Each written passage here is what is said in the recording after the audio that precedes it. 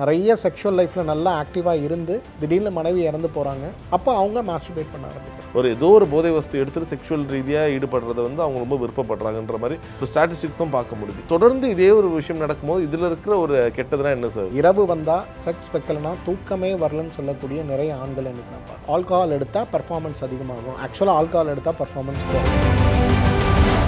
Medically பார்த்தீங்கன்னா 7 முறை sex வைக்கக்கூடிய அளவுக்கு ஆணுக்கு சக்தி உண்டு. ஆனால் பெண்களால் 1 மணி நேரத்துக்கு ஒரு முறை 24 மணி நேரமும் அவங்க செக்ஸ் வச்சுக்க முடியும். பெட்டராக வேணும், இதை விட பெட்டராக வேணுங்கிற ஒரு நிலை வரும்போது தான் நீங்கள் சொல்லக்கூடிய போதைப் பொருட்களை அவங்க பயன்படுத்தி அந்த செக்ஸோட ஹாப்பினஸை நீங்கள் உணரவே முடியாத ஒரு நிலை வரும்போது you will go to depression.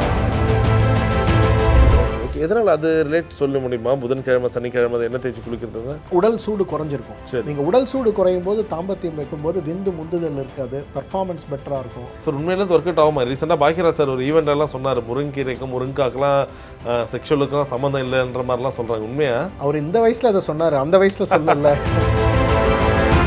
யாரெல்லாம் 7 நிமிஷம் ஃபுல்லாக என்னால் பெர்ஃபார்ம் பண்ணணும்னு நினைக்கிறீங்களோ முருங்கை விதையும் முருங்கை பிசினையும் முருங்கை பூவையும் சாப்பிட்டாலே போதும். இல்லை, இப்போ கீழே வரும்போது ஸ்ரீவரமா முருங்கை சூப்புன்னு ஒரு இது இருந்துச்சு. அது இப்போ இதுக்காகவே நாங்கள் போட்டோம். உங்களோட செக்ஷுவல் ஹெல்த் இம்ப்ரூவ் ஆகணும்னாலே நீங்கள் தொப்புல எண்ணெய் வச்சா சார். Excellent sir. இப்போ நிறைய விஷயங்கள் நீங்கள் சொல்லும் போது இப்போ இருக்க மாடர்னான உலகத்தில் இப்படிலாம் நடக்குதான்னு அப்படியே ஒரு இண்டெக்ஸில் ஒரு விஷயம் ஒன்று படிச்சிருந்தேன். என்னென்னா ஒரு சின்ன ஒரு எப்படி சொல்கிறது, ஒரு பர்சன்டேஜ் இது எடுத்திருந்தாங்க. இப்போ இருக்க காலகட்டத்தில் குறிப்பாக கல்யாணம் ஆக போகிறவங்க, இந்த கப்புள்ஸாக இருக்கட்டும், ரொம்ப ஒரு சோஷியல் லைஃப்பில் இருக்கக்கூடியவங்க ஒரு ஆல்கஹாலோ இல்லை ஏதோ ஒரு போதை வஸ்து எடுத்துகிட்டு செக்ஸ் வச்சுக்கிறதுல ரொம்ப ஒரு ஈடுபாடோடு இருக்கிறாங்க. குறிப்பாக ஃபஸ்ட்லாம் இந்த ஆண்கள் இதை நிறைய செயல்படுத்துவாங்க. ஆனால் இப்போ பெண்களும் சேர்ந்து 2 பார்ட்னர்ஸுமே ஏதோ ஒரு போதை வஸ்து எடுத்துகிட்டு செக்ஷுவல் ரீதியாக ஈடுபடுறதை அவங்க ரொம்ப விருப்பப்படுறாங்கன்ற மாதிரி ஒரு ஸ்டாட்டிஸ்டிக்ஸும் பார்க்க முடியுது. இது ஆக்சுவலாக ஒரு பேட் ப்ராக்டிஸ்ன்னு சொல்ல முடியாது. பட் தொடர்ந்து இதே ஒரு விஷயம் நடக்கும்போது இதில் இருக்கிற ஒரு கெட்டதுனா என்ன சார் சொல்லுவீங்க? சரி, பொதுவாக இன்றைக்கி உங்களோட பெர்ஃபார்மன்ஸ் நீங்கள் உங்களால் 8000 ஸ்டெப்பு நடக்க முடியுதுன்னா நீங்கள் 8000 ஸ்டெப்போடு நிறுத்துவீங்களா? இல்லை, அதிகப்படுத்துவீங்க. 10,000க்கு போவீங்க, 12,000க்கு போவீங்க.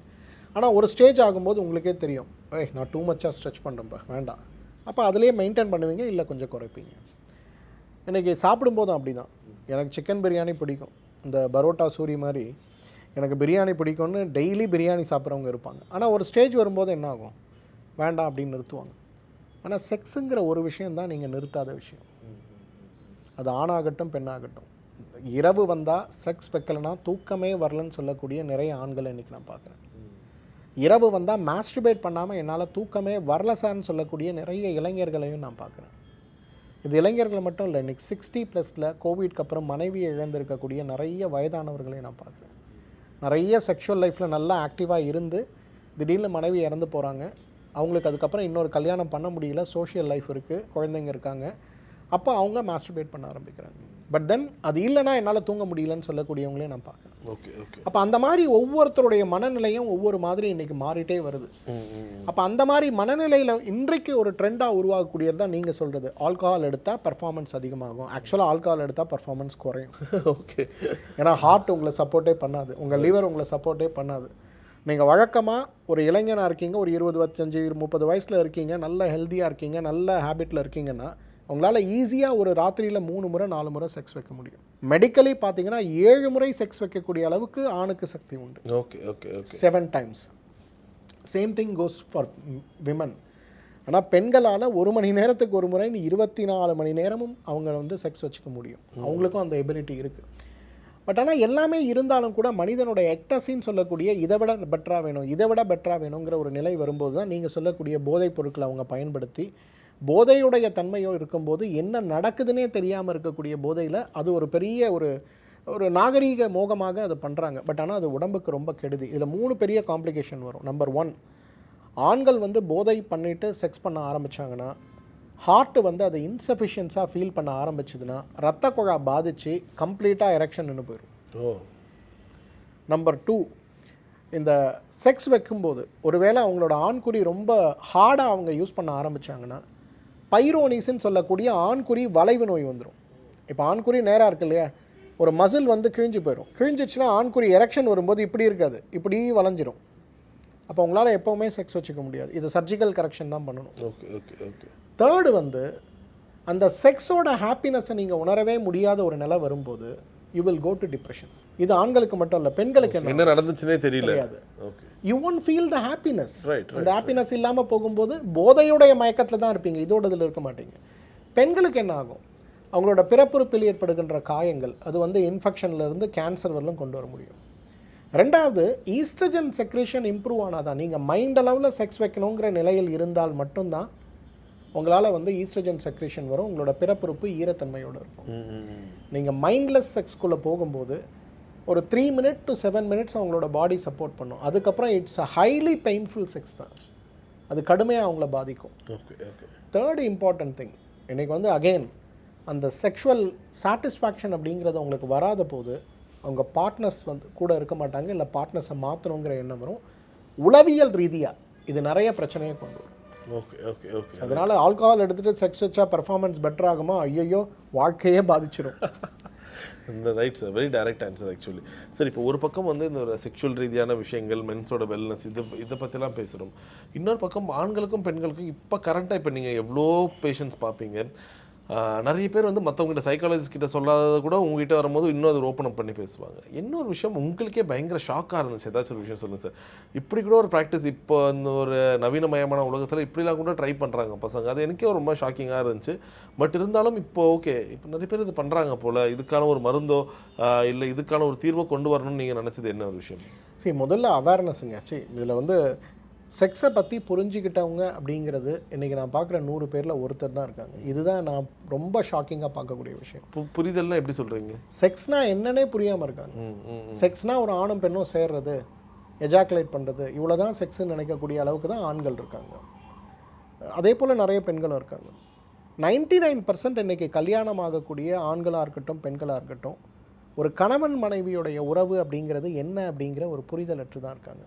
ஃபிசிக்கல் பாண்டிங் என்ன, எமோஷ்னல் பாண்டிங் என்ன, செக்ஷுவல் பாண்டிங் என்ன, இன்றைக்கி சாப்பிட்ற கல்ச்சுரல் பாண்டிங் என்ன, இந்த மாதிரி 16 வகை பாண்டிங்கை நாங்கள் சைக்காலஜியில் பேசுவோம். இந்த 16 வகை பாண்டிங்கில் இன்றைக்கி வந்து 4 பாண்டிங் 5 பாண்டிங் இருக்கக்கூடிய கப்புள்ஸை கூட பார்க்குறது ரொம்ப ரேராக இருக்குது. இந்த பாண்டிங் வரணும். இந்த பாண்டிங்கிறது ரொம்ப இம்பார்ட்டண்ட். இந்த பாண்டிங் இல்லாமல் ஒரு கணவன் மனைவி ரொம்ப நாள் ட்ராவல் பண்ண முடியாது. அவுட் ஆஃப் கம்பல்ஷனில் வேணால் நீங்கள் ட்ராவல் பண்ணலாம். பட் கம்பல்ஷன் இன்றைக்கி இவ்வளோ கேஸ் டைவர்ஸ்க்கு போது என்ன காரணம்னு பாருங்கள், இந்த பாண்டிங் தான். பாண்டிங் இல்லாமல் இருக்கக்கூடிய ஒரு சூழல் தான். ஸோ இன்றைக்கி ஃபிசிக்கல் பாண்டிங் மட்டும்தான் நம்ம ப்ரைமரியாக பார்க்குறோம். அதுக்கு மேலே நம்ம எதையுமே பார்க்குறது இல்லை. ஃபார் எக்ஸாம்பிள் நீங்கள் பார்க்குறீங்கன்னா ஒரு பெண் வந்து ஒரு 5 அடி உயரம் இருக்காங்க, தின்னாக இருக்காங்க. ஆண் வந்து 6 அடி இருக்கார், திக்காக இருக்கார். அப்போ அவங்க 2 பேரோட பாடியும் சேரும்போது அந்த pain she will go through a lot of stress and pain. செக்ஸுங்கிறது அவங்களுக்கு அவ்வளோ ஈஸியாக இருக்காது, ரொம்ப டஃப்பாக தான் இருக்கும். அதே போல் பெண் வந்து ரொம்ப குண்டாக இருக்காங்க, ஆணும் ரொம்ப குண்டாக இருக்கார். அவங்க 2 பேரால் உண்மையிலே ஒரு நல்ல செக்ஸ் வச்சுக்க முடியுமானா முடியவே முடியாது. ஏன்னா வயிறே அவங்களுக்குள்ள நல்ல ஒரு செக்ஸ் வைக்க விடாது. ஸோ இந்த மாதிரி நிறைய விஷயங்களை பார்க்கணும். இது சார்ந்த புரிதல் வந்து இன்றைக்கி நமக்கு ரொம்ப குறைவாக இருக்குது. 26 வயசு ஆகுது, ஒரு ஐடியில் ஒர்க் பண்ணுறோம், மாதத்துக்கு 3 லட்ச ரூபா சம்பாதிக்கிறோம், சொந்த வீடு, கார், அப்பா அம்மா எல்லாம் நல்லா இருக்காங்க, உடனே கல்யாணம் பண்ணுறோம். ஆனால் அந்த கல்யாணத்துக்கு முன்னாடி தாம்பத்திய வாழ்க்கைக்கும் இல்லற வாழ்க்கைக்கும் அந்த பையனோட ஃபிட்னஸ் எப்படி இருக்குது, அந்த பையன் ஒரு வேளை ஃபிட்னஸ் ப்ராப்ளத்தோடு இருக்காருன்னா அதை ஓப்பனாக டாக்டர்கிட்ட பேசி அட்வைஸ் வாங்கி சரி பண்ணிவிட்டு கல்யாணம் பண்ணணுங்கிற ஒரு எஜுகேஷன் இன்றைக்கி பேரண்ட்ஸ் கிட்ட இல்லாமல் இருக்குது. சேம் வே பெண்கிட்டையும். இந்த பெண்ணுக்கு வந்து பிசிஓடி இருக்கா, மாதவிலக்கு எப்படி இருக்குது, நார்மலாக இருக்கா, இல்லை மாதவிலக்கு டைமில் பெயினோட அவஸ்தைப்படுறாளா, அவளோட ரீப்ரொடக்டிவ் ஹெல்த் எப்படி இருக்குது, அவளுக்கு செக்ஷுவல் ஹெல்த்தில் என்ன டிசையர் இருக்குது, இல்லை அது சார்ந்த ஒரு எஜுகேஷன் தேவையா அப்படின்னு பார்க்கக்கூடிய ஒரு நேச்சரும் இன்றைக்கி பெரும்பாலும் பெற்றோர்களுக்கு இல்லாமல் இருக்கிறத பார்க்குறோம். இது ரெண்டுமே இல்லாமல் இங்கே போகும்போது செக்ஸுங்கிறது ப்ளஷருக்கு பதிலாக பெயினாக தான் இருக்கிறத பார்க்குறோம். இன்றைக்கி கணவன் மனைவி இருப்பாங்க, 1க்கு 2 குழந்தை இருக்கும், ஆனால் அவங்க 2 பேர் சந்தோஷமாக இருக்காங்களான்னு கேட்டிங்கன்னா கிடையாது. இல்லை, கரெக்ட். இன்றைக்கி வாழ்க்கையே நரகமாக மாறுறதுக்கு இது ஒரு பெரிய காரணம். ஸோ நான் வியந்த விஷயம், படித்தா புத்திசாலித்தனம் இருக்கும் நம்ம நினைக்கிறோம் இல்லையா, ஆனால் நான் பார்க்குற கப்புள்ஸில் 190 பேர் படித்தவங்க தான். கிராமத்துலேருந்து வரவனே கணவன் மனைவி புரிதல் ரொம்ப நல்லா இருக்குது, சண்டை போடுறான், ஆனால் அவங்களுக்குள்ளே இருக்க செக்ஷுவல் ஹெல்த்து அவ்வளோ நல்லா இருக்குது. 2-3 பேர் நான் மதுரையில் பார்த்து வியந்த விஷயம், அவர் வந்து ஒரு பெரிய ஆஸ்ட்ராலஜர், அவரோட மனைவி அவருக்கு வந்து அந்த ஆண்குறியில் ஒரு இன்ஃபெக்ஷனுக்காக வந்திருந்தார். அப்போ நான் கேட்டேன், என்னங்க எப்படி இருக்குது ரீப்ரொடக்டிவ் ஹெல்த்து, எப்படி செக்ஷுவல் ஹெல்த் இருக்குன்னு கேட்கும்போது அந்த அம்மா ரொம்ப அழகாக கூச்சப்படாமல் என்கிட்ட சொல்லுச்சு, சார் புதன்கிழமை சனிக்கிழமை சார் என்ன தேய்ச்சி குடிப்பார் சார், புதன்கிழமை சனிக்கிழமை நாங்கள் சேராத நாளே கிடையாது சார் அப்படின்ச்சு. எனக்கு அவ்வளவு ஆச்சரியம். ஒரு கிராமத்துலேருந்து வரக்கூடிய அந்த அவங்க வர கிராமம் வந்து மதுரையிலேருந்து ஒரு 90 கிலோமீட்டர் இருக்கக்கூடிய குக்கிராமம். ஏன்னா அவங்க பார்க்க வரணுனாலே 2 பஸ்ஸு ஏறி மெயின் ரோடு வந்து அதுக்கப்புறம் தான் வரணும். அந்த கிராமத்துலேருந்து வரக்கூடியவங்களுக்கு தாம்பத்தியத்தை பற்றி ஒரு பெரிய புரிதல் இருக்குது. இன்றைக்கி நான் சொன்னேன் இல்லையா, 2 பசங்க எம்எஸ் படிச்சுட்டு பெரிய பதவியில் இருக்காங்க. இவங்களுக்கு செக்ஸை பற்றி அண்டர்ஸ்டாண்டிங்கே இல்லை. Okay okay. எதனால் அது ரிலேட் சொல்ல முடியுமா? புதன்கிழமை சனிக்கிழமை அதை என்ன தேய்ச்சி குளிக்கிறது? உடல் சூடு குறைஞ்சிருக்கும். சரி, நீங்கள் உடல் சூடு குறையும் போது தாம்பத்தியம் வைக்கும்போது விந்து முந்துதல் இருக்காது, பெர்ஃபார்மன்ஸ் பெட்டராக இருக்கும். பெண்ணுக்கு வந்து சனிக்கிழமை வெள்ளிக்கிழமை முதல் நாள் அவங்க என்ன தேய்ச்சி குளிச்சிருவாங்க, அவங்க உடம்புக்கும் செக்ஸுக்கு தயாராக இருக்கும். ஸோ அப்போ நீங்கள் பண்ணும்போது உங்களுடைய செக்ஸோட ப்ளஷர், உங்களோட பெர்ஃபார்மன்ஸ், ஹாப்பினஸ் ரொம்ப நல்லாயிருக்கும். அதே போல் வாரத்துக்கு 2 முறை செக்ஸுங்கிறது ரொம்ப ஆரோக்கியமான விஷயமும் கூட. அதை நீங்கள் பண்ணும்போது அவருக்கு வயசு 60, அந்த அம்மாவுக்கு வயசு 54. But still they are having a good sexual life. எனக்கு என்ன சர்ப்ரைஸ் பண்ண சில விஷயங்கள்ல இது சூப்பர் சூப்பர் எக்ஸலன்ட். சரி, இப்போ நீங்கள் சொல்கிறீங்க ஒரு பக்கம் கரெக்டாக பிளான் பண்ணி வாரத்துக்கு 2 முறை செக்ஸ் வச்சுக்கணும், இப்படியான கப்புள்ஸ் தான் இருக்கிறாங்க. இன்னும் சில பேர் வந்து நீங்கள் சொன்ன மாதிரி ஆண்கள் வந்து ஒரு நாளைக்கு நான் ஒரு வாட்டியாச்சும் அந்த ஒரு செக்ஸுவல், அது ஐதர் இட்ஸ் சாட்டிஸ்ஃபைட் செக்ஸாக இருக்கட்டும், எப்படி வேணா இருக்கட்டும், நான் அது அந்த ஒரு தாம்பத்தியத்தில் ஈடுபட்டுட்டா நான் ஒரு தூங்கிடுவேன், நல்ல ஒரு தூக்கம் எனக்கு வரப்போகுது. ஸோ இது ஓரியன்டாகவே இருக்கும். ஒரு காலத்தில் வந்து இது வந்து லைக் அவங்களுக்கு நம்ம எப்படி சாப்பிட்டா நைட் ஆனால் சாப்பிட்டே ஆகணுன்ற மாதிரி நைட் ஆனால் செக்ஸ் வச்சுக்கிட்டே ஆகணும். இது எப்படியான ஒரு ப்ராக்டிஸாக மாறி இருக்குது சார்? உங்ககிட்ட இது மாதிரியான கம்ப்ளைண்ட்ஸ்லாம் கம்ப்ளைண்டோட வந்திருக்காங்க? இது வந்து உளவியல் ரீதியான பயமாக மாற ஆரம்பித்து மனநோயாக மாற ஆரம்பிக்கிறது. சரி, இப்போது நம்மளெல்லாம் ஒரு சமூகத்தில் இருக்கோம், ஒரு 3 BHK அப்பார்ட்மெண்ட்டில் தான் இருக்கும். அப்போ குழந்தைகளுக்கு ஒரு அறைன்னு தனித்தனியாக இருந்தாலும் கூட சுவர்லாம் ரொம்ப குறைவு தான். அப்போ நீங்கள் சின்ன வயசாக இருக்கும்போது பிரச்சனை இல்லை. குழந்தைங்க வளர ஆரம்பிக்கிறான்னும் போது பெண்களுக்கு பொதுவாக ஒரு 38 வயசு 40 வயசு ப்ரீ மெனோபாஸ் வர ஆரம்பிக்கும் போது அவங்களுக்கு செக்ஸ் மேலே இருக்க இன்ட்ரெஸ்ட் கிட்டத்தட்ட இல்லாமையே போகும். சரி. ஆனால் ஆண்களுக்கு அப்படி கிடையாது. ஆண்களுக்கு அவங்க 60 வயது இல்லை 80 வயது ஆனாலும் அது மேலே இருக்க இன்ட்ரெஸ்ட் குறையிறது கிடையாது. அப்போ அவங்க 2 பேருக்கும் நடுவில் இடைவெளிகள் நிறைய உருவாக ஆரம்பிக்கும். இந்த இடைவெளிகள் தான் வந்து ஒரு எக்ஸ்டர்னல் அஃபேர்ஸ் வச்சுக்கிறதுக்கோ இல்லை வந்து கணவன் மனைவி சேராமல் இருக்கிறதுக்கும் ஒரு மிகப்பெரிய அளவில் ஒரு மாற்றமாக இருக்கிறத நம்ம பார்க்குறோம். இன்றைக்கி நிறைய இடங்களில் இந்த மாதிரி ப்ராக்டிசஸ் இன்றைக்கி தவறுகள் நடப்பதற்கு காரணமாகவே இது இருக்கிறத பார்க்குறோம். ஆனால் இதை எப்படி ஓவர் கம் பண்ண முடியும்னா, இந்த மாதிரி பிரச்சனை இருக்கக்கூடிய கணவனும் மனைவியும் நிச்சயமாக மருத்துவர்களை வந்து சந்திக்கணும். எப்படி மனநோய்க்கு மருந்து இருக்கும், எப்படி வந்து குடிப்பழக்கத்துக்கு மருந்து இருக்கும், எப்படி புகைப்பழக்கத்தை நிறுத்த மருந்து இருக்கோ, அதே போல் தேவையற்ற செக்ஷுவல் தாட்ஸை நிறுத்தத்துக்கும் ட்ரீட்மெண்ட்ஸ் இருக்குது. சரிங்களா? இப்போ இந்தியா மாதிரி இருக்கக்கூடிய ஒரு நாடு, ஒரு கட்டுப்பாடாக இருக்கக்கூடிய நாடாக நம்ம பார்க்குறோம். இப்போ நீங்கள் நிறைய ரேப்ஸ் பார்க்குறீங்க. அந்த ரேப்ஸில் பார்த்தீங்கன்னா ஒரே ஆள் தான் பண்ணியிருப்பான், ஆனால் திரும்ப திரும்ப அவன் அதே தப்பு பண்ணிகிட்ருப்பான். இது ஒரு மனநோயின்னு நம்ம யாருமே யோசிக்கிறது இல்லை. ஆனால் இதே விஷயத்தில் வீட்டில் இருக்க கணவன் பண்ணிகிட்ருப்பான், எவ்ரிடே அந்த பொண்ணை டார்ச்சர் பண்ணிகிட்ருப்பான். ஆனால் இது ஒரு மனநோயின்னு யாருமே நம்ம ரெக்கக்னைஸ் பண்ணுறதில்லை. பட் ப்ராப்பர் ட்ரீட்மெண்ட்டை நம்ம கொடுத்து கவுன்சிலிங் கொடுக்க ஆரம்பிச்சோன்னா இது மாற ஆரம்பிக்கும். ஆனால் இந்த மாதிரி ட்ரீட்மெண்ட்டுக்கு வரவங்களும் நிறைய பேர் இருக்கிறது பார்க்குறேன். ஓ, அப்படியே. Okay sir. பட் இது வந்து எப்படி சார் ஐ மீன் லைக் மாத்திரை மருந்து மூலமாக சரி பண்ணுறதா இல்லை சைக்காலஜிக்கலாக? இப்போ எல்லாமே பண்ண வேண்டியிருக்குங்க. அவங்களுக்கு டீடாக்ஸ் பண்ண வேண்டியிருக்கு. உடம்புல பார்த்தீங்கன்னா அவங்களுக்கு சில ஹார்மோன்ஸ் ரொம்ப ஹையாக இருக்கும், அதை சரி பண்ணுறதுக்கான முயற்சிகளை பண்ணணும். அவங்க உணவில் மாற்றத்தை கொண்டு வரணும். டெய்லி முருங்கைக்கீரை சாப்பிட்டுட்டு இருப்பான், அப்புறம் பாவம் அவன் என்ன பண்ண முடியும்? சார் உண்மையிலே ஒர்க் அவுட் ஆகுமா? ரீசெண்டாக பாக்கியராஜ் சார் ஒரு ஈவெண்ட்டெல்லாம் சொன்னார், முருங்கைக்கீரைக்கும் முருங்காக்கெல்லாம் செக்ஷுவலுக்கும் சம்மந்தம் இல்லைன்ற மாதிரிலாம் சொல்கிறாங்க. உண்மையா? அவர் இந்த வயசில் அதை சொன்னார், அந்த வயசில் சொல்லல. சம்மந்தம் இருக்குது. அப்போது முருங்கை விதை இருக்கு இல்லைங்களா, ஓகே, முருங்கை பிசின் இருக்கு இல்லைங்களா, இதெல்லாம் வந்து எக்ஸலண்ட் அஃப்ரோடிசியாக்குன்னு சொல்லுவோம். Okay okay. யாரெல்லாம் வந்து 7 நிமிஷம் ஃபுல்லாக என்னால் பெர்ஃபார்ம் பண்ணணும்னு நினைக்கிறீங்களோ, முருங்கை விதையும் முருங்கை பிசினையும் முருங்கை பூவையும் சாப்பிட்டாலே போதும். இல்லை, இப்போ கீழே வரும்போது ஸ்ரீவர்மா முருங்கை சூப்புன்னு ஒரு இது இருந்துச்சு, அது இப்போ இதுக்காகவே நாங்கள் போட்டிருக்கோம். வாஜிகேர் முருங்கா சூப்புங்கிறத நாங்கள் இன்ட்ரடியூஸ் பண்ணியிருக்கோம். சரி. ஏன்னா இதை வந்து நீங்கள் குடிச்சிங்கன்னா உங்களோட பெர்ஃபார்மன்ஸ் இன்க்ரீஸ். இன்றைக்கி ராத்திரி உங்களுக்கு செக்ஸ் வேணுமா, இன்றைக்கி ஒரு டப்பா கொடுத்து அனுப்புகிறேன், சாப்பிடுங்க, போங்க, பண்ணுங்க. நீங்கள் சொல்கிறது எனக்கு உங்களுக்குன்னு இல்லைங்க, எனக்கு மற்றவங்களுக்கு கேட்குற மாதிரி இல்லை, இவனுக்கு தான் கேட்குற மாதிரி இருக்கு. என்ன நினச்சிக்க போகிறாங்க sir? No not like that. இந்த முருங்கா சூப்புங்கிறது வாஜிகேரில் நாங்கள் கொண்டு வந்திருக்கிறதே உணவின் மூலமாக எப்படி நம்ம ஆரோக்கியமான செக்ஸை வச்சுக்க முடியுங்கிறதுக்காக தான். இப்போ நீங்கள் சொல்கிறீங்கல்ல, ஷிலாஜத்து சாப்பிட்லாமா, இல்லை வந்து அஸ்வகந்தா சாப்பிட்லாமா, இந்த மாதிரி நிறைய குழப்பங்கள் இருக்குல்ல. மருந்தாக சாப்பிட்றத விட எப்படி உணவை கொண்டு ஆரோக்கியமாக இருக்கலாம். இப்போ முருங்கைக்கீரைங்கிறது நமக்கு உள்ள உணவு, ஆனால் அன்ஃபார்ச்சுனேட்லி நம்ம சென்னையில் உள்ள ஆளுங்களுக்கெல்லாம் முருங்கைக்கீரை கிடைக்காது. அதனால் நாங்கள் என்ன பண்ணியிருக்கோம்னா, முருங்கையோட எக்ஸ்ட்ராக்டை ரொம்ப ஸ்பெஷலாக ப்ரிப்பேர் பண்ணி அதில் இருக்கக்கூடிய சில மூலக்கூறுகளை மட்டும் பிரித்து எடுத்து அதை ஒரு ஃபுட் வடிவில், ஒரு சாப்பாடு வடிவில் தண்ணியில் போட்டு, சுடுதண்ணியில் போட்டு கொதிக்க வச்சு நீங்கள் அதை குடிச்சிங்கனாலே உங்களோட டெஸ்டோஸ்டெரான் இம்ப்ரூவ் ஆகிறத பார்க்க முடியும்.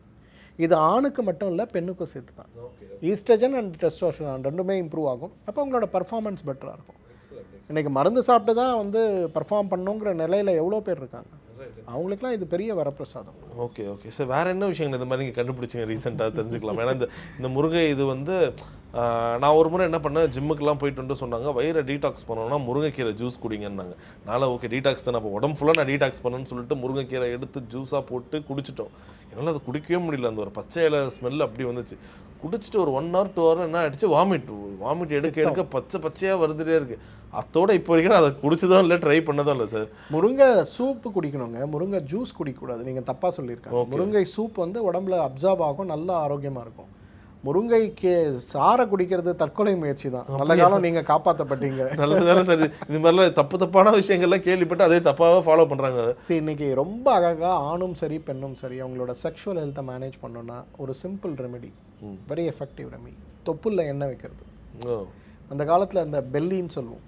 நம்மளோட பெல்லியில் வந்து நாபி தைலம்னு ஒன்று உண்டு. நாபி தைலம்ங்கிறது மருந்தெல்லாம் போட்டு காய்ச்சறது. நமக்கு அதெல்லாம் தேவையில்லை. வெறும் விளக்கெண்ணெய் ஒரு 30 சொட்டு எடுத்து உங்களோட பெல்லியில் வச்சுட்டு நல்லா உள்ளங்கை வச்சு 30 time clockwise, 30 time anticlockwise, இதை கரெக்டாக நீங்கள் பண்ணிங்கனாலே உங்களோட செக்ஷுவல் ஹெல்த் பெட்டராக. வீக்லி ஒன்ஸ் இது எவ்ரிடே. அது சில பேர் சொல்லுவாங்களே சார், எந்த ஒரு விஷயம் எடுத்தாலும் ஒரேடியாக எடுக்காதீங்க, ரொம்ப கோல்ட் ஆகிடும், ரொம்ப ஹீட் ஆகிடும். ஃபஸ்ட்டு இது உண்மையா சார்? ஏன்னா சில பேர் இப்போ குறிப்பிட்ட ஏதாச்சும் ஒரு ஃபுட்டு சாப்பிடணும்னு சொல்லுவாங்க, இவனுக்கு ரொம்ப கோல்டு உடம்பு இதை எடுத்துக்காத, ஐயோ இவருக்கு ரொம்ப சூடு உடம்பு இதை எடுத்துக்காதுன்னு சொல்கிறாங்க. இன்ஃபேக்ட் விளக்கெண்ணெயை கூட நிறைய பேர் மாதத்துக்கு 1 வாட்டி தேங்க, வாரத்துக்கு 1 வாட்டி தேங்க, இது ரொம்ப குளுமையாக்கி விட்டுறேன்னு சொல்லுவாங்க. ஆனால் நீங்கள் சொல்கிறது இதுக்கு அப்படியே ஆப்போசிட்டாக இருக்குது, தினமும் கூட வைக்கலான்னு சொல்கிறீங்க. இல்லைங்க, கலாச்சார ரீதி அப்படிங்கிறது வேறு, மருத்துவ ரீதியாங்கிறது வேறு. எண்ணெய் தேய்த்து குளிக்கணும்னாலே நம்ம தமிழ்நாட்டில் வந்து நம்மலாம் அந்த காலத்தில் விளக்கெண்ணெய் தான் தேய்ச்சி குளித்தோம். யாரும் நல்லெண்ணெய் தேய்த்து குளிக்கிற பழக்கமே கிடையாது. ஏன்னா விளக்கெண்ணெய்ங்கிறது நம்ம தோட்டத்தில் இருக்கும். நீங்கள் நெல் வயல் வச்சுருப்பீங்க, சுற்றி தோட்டத்தில் விளக்கெண்ணெயை போடுவீங்க. அது பறித்து வரும்போது அதை விதையை கொண்டு வந்து ஆட்டி வீட்டில் எண்ணெய் வச்சுருப்பீங்க. பருப்பு வேக வைக்கும்போது அதில் ஒரு கரண்டி விளக்கெண்ணெய் போடுவாங்க. ரசம் தாளிக்கும் போது அதில் ஒரு கரண்டி விளக்கெண்ணெய் போடுவாங்க. புளிக்குழம்பு வைக்கும்போது அதில் ஒரு கரண்டி விளக்கெண்ணெய் போடுவாங்க. வீட்டில் புளி சாதம் கிண்டனாலே அதில் ஒரு கரண்டி விளக்கெண்ணெய் போடுவாங்க. இதெல்லாம் இன்றைக்கி நம்ம மறந்துட்டோம். விளக்கெண்ணெய் உடம்புக்கு அவ்வளோ நல்லது. நான் ஏன் சொல்கிறேன்னா, சென்னை மாதிரி, தமிழ்நாடு மாதிரி வருஷத்தில் 9 மாதம் வெயில் சுட்டெரிக்கக்கூடிய பூமிகளில் குளிர்ச்சி உங்களுக்கு தேவை, வறட்சி இருக்கக்கூடாது. இது ரெண்டுக்குமே விளக்கெண்ணெய் எக்ஸலண்ட் ரெமெடி. நல்லா கழுத்துலேருந்து கால் வரையில் நீங்கள் தேய்ச்சிட்டு வெந்நீரில் குளிச்சிங்கன்னா உங்கள் உடம்பு அவ்வளோ குளுமையாக இருக்கும். பட் இதை எல்லாராலையும் பண்ண முடியாது. அதுக்காக தான் நாங்கள் என்ன சொல்கிறோன்னா, விளக்கெண்ணெய் 30 சொட்டு எடுத்து தொப்புளில் வச்சு நீங்கள் பண்ணிங்கன்னா உடம்பு குளிர்றது மட்டும் இல்லை, உங்கள் உடம்புல இருக்கக்கூடிய எல்லா நரம்புகளும் 108 வர்மங்களை நீங்கள் இன்ஃப்ளூயன்ஸ் பண்ணோன்னா உங்கள் தொப்புல ஆரோக்கியமாக பார்த்துக்கிட்டா போதும். So simple but very effective. இப்போ நீங்கள் கான்ஸ்டிபேஷன் இருக்குது, கேஸ் ட்ரபிள் இருக்குது, வயிறு எரிச்சல் இருக்குது, தூக்கம் இல்லை, அவ்வளோ ஏங்க தலைமுடி கொட்டுது. நேற்று ஈவினிங் ஒரு அம்மா என்னை வந்து பார்த்தாங்க. 3 மாதத்துக்கு முன்னாடி இதே மாதிரி ஒரு யூடியூப்பில் நான் விளக்கெண்ணெய் தொப்புளில் வைக்கிறத பற்றி பேசியிருந்தேன். நேற்று ரொம்ப கூட்டம், நேற்று கிட்டத்தட்ட 400 அப்பாயின்மெண்ட்டு. ஸோ அந்த மாதிரி நைட்டு 8:45 நான் கடைசி அப்பாயின்மெண்ட்டாக பார்க்குறாங்க. 4 மணி நேரம் வெயிட் பண்ணி காலில் விழுந்து கும்பிட்டாங்க. நான் கேட்டேன், ஏமா காலிலலாம் விழுறீங்கன்னா சொன்னாங்க, தலைமுடி வந்து கம்ப்ளீட்டாக போயிடுச்சு. அவங்க ஒரு ஸ்கூலோட தலைமை ஆசிரியர், தலைமுடி போயிடுச்சு. தலைமை ஆசிரியருக்கே தலைமுடி போனால் ரொம்ப கஷ்டம் சார். அதனால் எனக்கு வந்து தன்னம்பிக்கை குறைஞ்சி போச்சு. விஆர்எஸ் கொடுக்கணுமான்னு நான் யோசிச்சுட்டு இருந்தேன். அப்போ உங்கள் வீடியோ பார்த்து விளக்கெண்ணெய் தொப்புளில் வச்சேன். இன்றைக்கி தலையை பாருங்கள் சார், ஹேர் வந்து கவர் ஆகிடுச்சு. வேறு எந்த சேஞ்சுமே நான் பண்ணல. அவ்வளோ இங்கே இது பண்ணுறது உடம்பு முழுக்க அதை மாற்றத்தை கொண்டு வந்திருக்கு. சூப்பர். உங்களோட செக்ஷுவல் ஹெல்த் இம்ப்ரூவ் ஆகணும்னாலே நீங்கள் தொப்புளில் எண்ணெய் வச்சா போதும் சார். Okay okay. நீங்கள் வயகரா தேட வேணாம், முருங்கைக்கீரை சூப் குடிக்க வேணாம், கஷ்டப்பட்டு முருங்கைக்கீரை சாரெல்லாம் குடிக்க வேண்டாம். வெறும் தொப்புளில் விளக்கெண்ணெய் வைங்க, அவ்வளோ பெரிய அளவில் பர்ஃபார்மன்ஸ் வரும். But consistency is the key. Everyday இதை பண்ணணும். சரி, பொதுவாக தலைமுடி அப்படிங்கிறது நம்முடைய ஆரோக்கியத்தை வெளிப்படுத்தக்கூடிய ஒரு அறிகுறியாகத்தான் நம்ம பார்க்கணுமே தவிர, தலைமுடி கொட்டுறதை வெறும் தலைமுடி சார்ந்த பிரச்சனையாக நம்ம பார்க்கக்கூடாது. இந்த ஒரு புரிதல் நம்ம எல்லாருக்குமே. முதல்ல தலைமுடி சார்ந்த பிரச்சனையை, தலைமுடி கொட்டக்கூடிய பிரச்சனையை மருத்துவ ரீதியாக அணுக வேண்டும் அப்படிங்கிற ஒரு புரிதல் நம்ம சமுதாயத்துக்கு இல்லை. எல்லாம் நம்ம என்ன நினைக்கிறோம்னா, தலைமுடி கொட்டுச்சு, நான் தலைமுடி வளர்கிறதுக்கு என்ன பண்ணணும், இதை தான் பார்க்குறோமே தவிர, ஆயுர்வேதம் சொல்லக்கூடிய அறிவுரைகள் உங்களோட ரத்த மண்டலம், உங்களோட எலும்பு மண்டலம், உங்களோட கொழுப்பு மண்டலம், இந்த 3 ஆரோக்கியமா இருந்தா உங்க தலைமுடி கரு கருவென்று கம்பி போல வளரும். இது 3த்துல ஏதாவது ஒரு மண்டலம் டெஃபிஷியன்ட் ஆனாலும்